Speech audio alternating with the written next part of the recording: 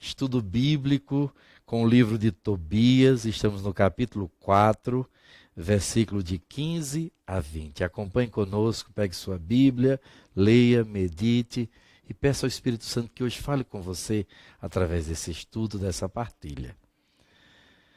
A todo o que te fizer para ti, meu filho, um trabalho, paga o seu salário na mesma hora. Que o pagamento de teu operário não fique um instante em teu poder. Guarda-te de jamais fazer a outrem o que não quererias que te fosse feito. Come o teu pão em companhia dos pobres e dos indigentes. Cobre com as tuas próprias vestes os que estiverem desprovidos delas. Põe o teu pão e o teu vinho sobre a sepultura do justo, mas não o comas nem o bebas em companhia dos pecadores. Busca sempre conselho junto ao sábio. Bendize a Deus em todo o tempo e pede-lhe que lhe dirijas os teus passos, de modo que os teus planos estejam sempre de acordo com a sua vontade. Palavra do Senhor, graças a Deus. Meus irmãos, são os últimos conselhos que o velho Tobite, pensando que vai morrer, dá ao seu filho Tobias. E são conselhos também, mais uma vez, maravilhosos para nós. Primeiro, a justiça, a virtude da justiça, dá o que cada um merece, dá o que cada um tem direito. E ele fala aqui do salário dos trabalhadores. Vocês sabiam que um dos pecados chamados os pecados que bradam a justiça de Deus, que bradam os céus, é o não pagamento dos trabalhadores. Você contrata alguém para fazer um trabalho, aquela pessoa faz o trabalho e você não a paga. Ou não a paga na mesma hora, fica segurando aquele dinheiro, ou às vezes, como alguns até fazem, investindo para depois pagar aquela pessoa. Nunca faça isso. Talvez aquela pessoa está passando fome. Sua família está tão necessária de receber o recurso para poder sobreviver. Não faça isso. Se fosse você, você gostaria que alguém fizesse com você? Isso brada ao céu, você briga com Deus. Você vai comprar uma briga muito grande com Deus. Não faça isso. Pague com amor, não é? Frei, e se eu pagar e a pessoa não fizer? É bom você pagar depois que ela faz, não é? Porque às vezes você paga e a pessoa também dá o calote e não faz o trabalho. Também não é justo isso. Ou então, dê um adiantamento um pouco, mas espere ela terminar e pague. Mas se você está vendo que ela está passando necessidade, às vezes até é melhor correr o risco, não é? Porque você não tem nada a perder. Se você perder, eu tenho certeza que Deus lhe fará justiça e você nunca será prejudicado. O erro dele é ele que vai pagar, mas você vai receber a bênção de Deus. Porque Deus é muito bom para quem sabe ser bom. Por isso, o outro conselho de Tobite para o seu filho e para nós é: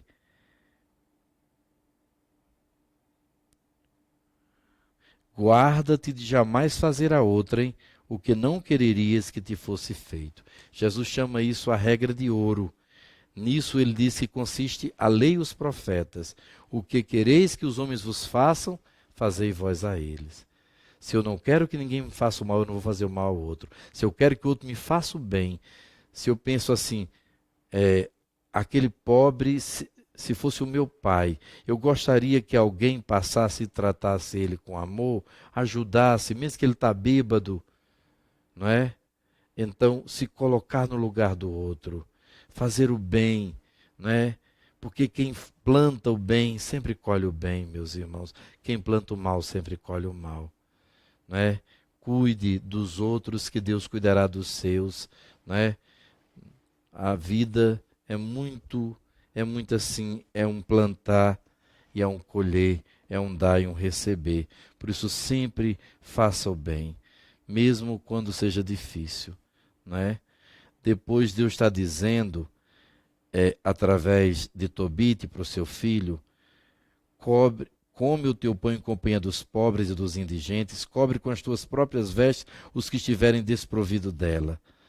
É tão importante isso, dar pão a quem tem fome, dar de vestir a quem está nu. São as obras de misericórdia que mais uma vez voltam aqui.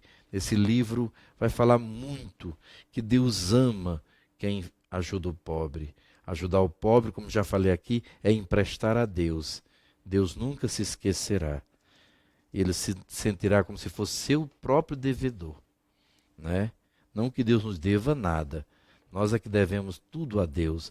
Mas quando você faz com amor, com reta intenção ao pobre, Deus se sente como feito a Ele mesmo e Ele te dará a recompensa. Nunca esqueça disso.